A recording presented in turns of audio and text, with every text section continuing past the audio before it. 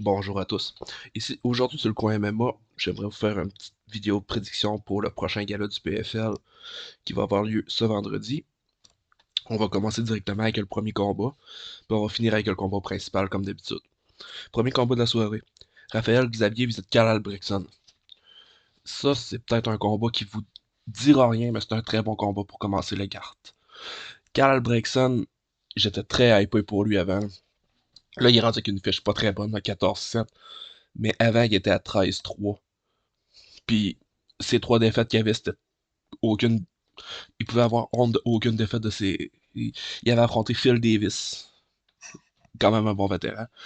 Un certain Yuri Prohashka dans l'UFC. Puis Valentin Mondalski, qui va se battre un petit peu plus tard sur la carte. Mais tu sais, il y avait juste ces trois défaites-là, puis il y avait quand même 13 victoires. Je le voyais haut avant.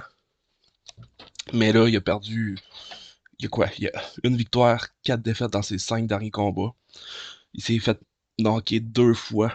Ben, TKO dans ses deux derniers combats. Fait que ça va plutôt mal pour lui, ce temps-ci.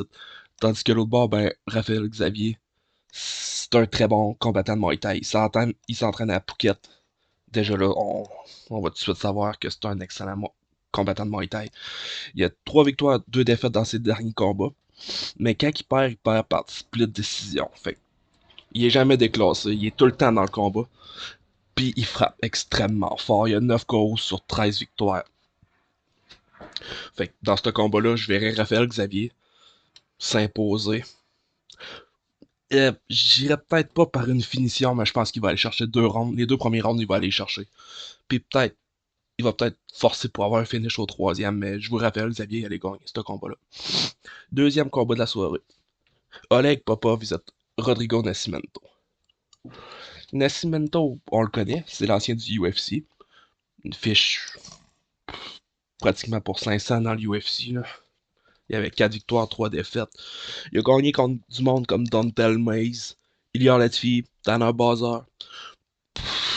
Pas vraiment la meilleure compétition au UFC, on se le cachera pas. C'est un gros gars, c'est un spécialiste du Jiu-Jitsu. Il va essayer de s'imposer contre Popov, justement, mais Popov, je pense, je pense pas qu'il va se faire avoir par l'ancien du UFC. Popov, c'est un gars du Fedor Team. Tout le monde connaît la Fedor Team, là, c'est des combattants ultra complets. Il y a 4 victoires, une défaite lors de ses 5 derniers combats. Et il y a des grosses victoires en plus. Là. Il a gagné contre Carl Williams, un ancien du UFC. Il a battu le vétéran Linton Vessel. Il avait battu un grand, un très grand combattant, Steve Murray. Steve Murray de 6 pieds 8. Il l'avait battu. Euh, il a battu tout le kickboxer Gokam Sarikam. Puis Bigfoot Silva. T'sais, Popov, il y a quand même vraiment des bons noms sur son CV. Hein. Mais la seule chose qui me dérange un petit peu pour ce combat-là, c'est qu'il mesure juste 6 pieds. Puis l'autre, ben, il en mesure. Ah ben non, son côté tous les deux à 6 pieds 2.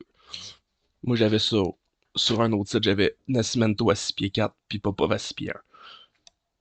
Mais là, vu que la grandeur est plus égale, je suis vraiment plus confiant avec Popov. Popov, il se fera pas emmener au sol. Il... Nascimento, c'est la seule chose qui peut le gagner, c'est mettre son poids contre la cage, essayer de l'amener au sol. Mais Popov, un gars de Fedor Team, il sera pas amené au sol puis il va gagner ça. Fait que pour ce combat-là, Popov. Troisième combat. Ça va être assez facile, là. Biagio Ali Walsh. C'est le petit-fils à Mohamed Ali.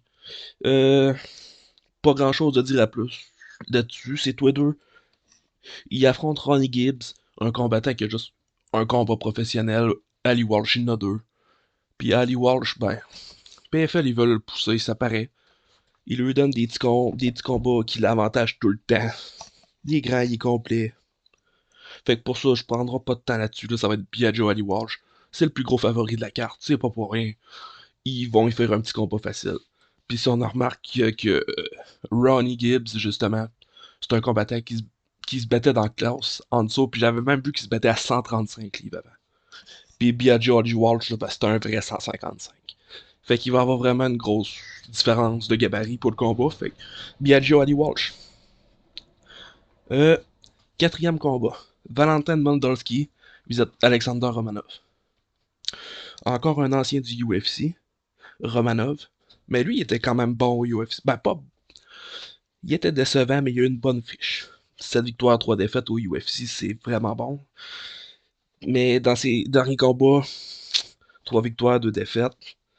Il y a une victoire contre Nascimento, justement, qu'on a parlé un petit peu avant.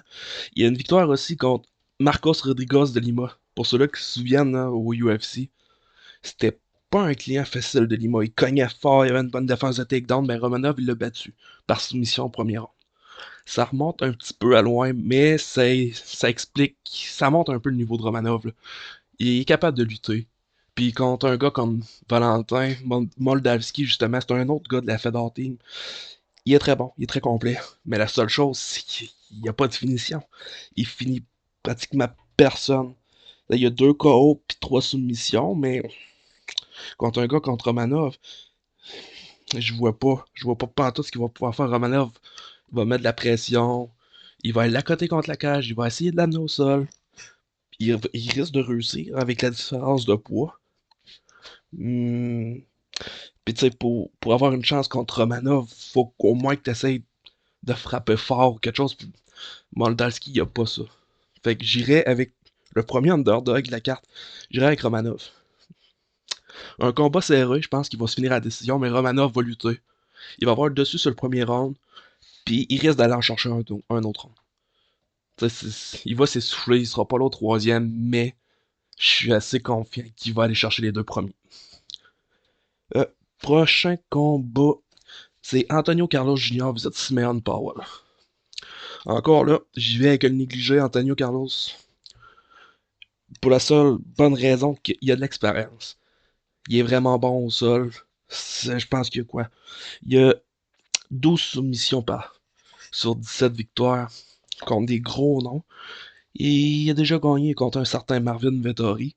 C'est c'est pas rien. Puis le monde contre qui il a perdu, c'est comme Uriel, Brad Tavares. T'sais, le gars, il a de l'expérience, il a déjà été dans l'UFC. Tandis que l'autre côté, Simeon Powell, il en a pas d'expérience.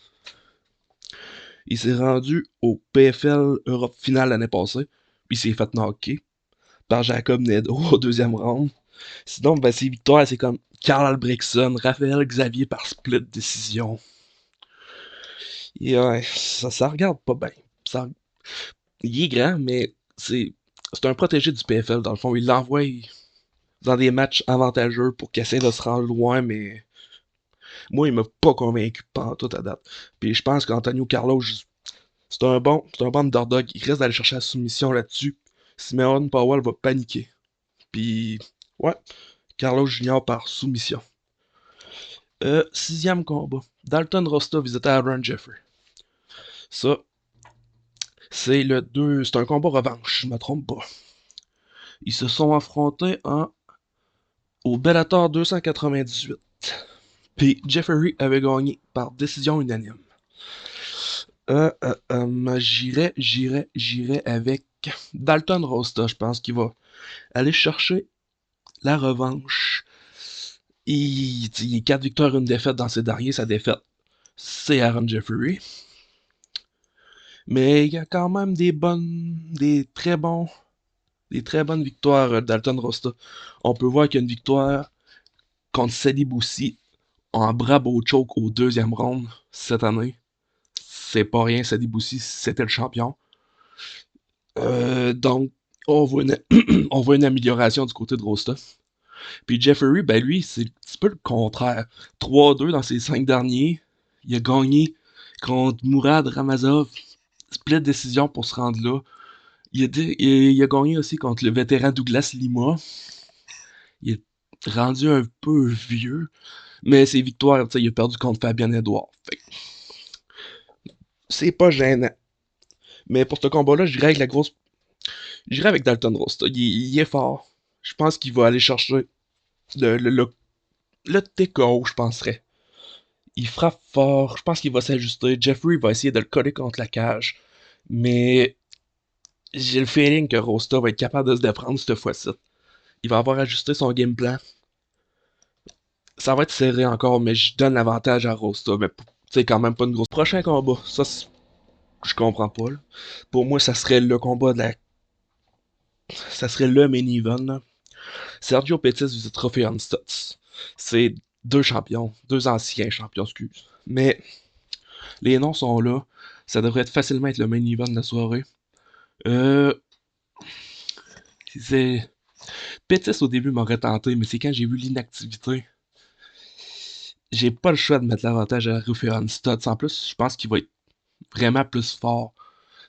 Les deux sont pas grands, sont pas gros, mais je pense qu'on va avoir une grosse différence de force du côté de Ruffian Stutz. Il est beaucoup plus musclé, même s'ils ont le même poids. Je pense qu'il va imposer son jeu physique. En plus, c'est un excellent lutteur. C'est juste un combat de 3 rounds. L'inactivité de Pétis peut me faire penser qu'il va échapper automatiquement le premier round. Donc, Ruffian Stutz va partir 1 sur 1-0. Fait que là, il va y rester 2 rounds pour travailler. J'imagine que sa lutte va être capable d'aller chercher le takedown en fin de round, puis sûrement aller chercher les rounds. En plus, il est vraiment pas mauvais de bout. Là. Il y a des gros KO. C'est qui a mis KO? Juan Archuleta, je crois. Un coup de genou. Il avait mis KO. Il y a 2 victoires au-dessus de l'Italien gangster Danny Zapatello. Il y a une grosse victoire au-dessus de Magomedov. Ça, c'est pas rien. Il a gagné par décision, mais il l'a battu. Tandis que Pettis, ben lui, c'est. Il y a des grosses victoires, mais ça remonte. Là. Il y a des victoires contre Pitbull, Origuchi. Mais dans ces 2 derniers, justement, il a perdu contre Patchy Mix. Puis il a perdu encore. Ben non, pas encore parce que c'est 1-1. Mais il a perdu contre Origuchi, contre Horizon. Puis Pettis, en plus qu'il est inactif, ben il n'y a pas beaucoup de finitions non plus. Là, il y a juste 4 soumissions, 4 calls sur 23 victoires. Je pense qu'un gars comme Stutz, qui aura pas grand chose à craindre au final de Pettis, va aller gagner ça. Euh, Prochain combat, 8e combat de la soirée. Sullivan Carley contre Phil Davis. Euh, Ça, je trouve que c'est quand même assez facile à voir. Là. C'est un vétéran contre un jeune. Phil Davis, il est vraiment bon.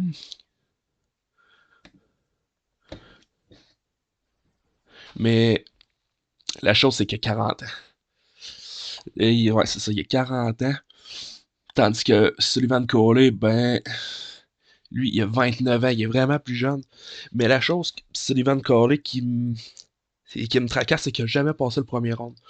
Puis contre un vétéran comme Phil Davis qui est capable de laisser passer la tempête, parce que Sullivan Carley, il frappe vraiment fort. Dans ce combat-là, c'est soit qu'on va s'attendre à une très bonne performance du vétéran qui va sortir de la tempête au premier round, qui va peut-être aller chercher un KO ou un TKO à la fin du deuxième ou au début du troisième round, ou c'est soit que Sullivan Carley il va, il va vraiment pogner Davis, puis le combat finir au premier round.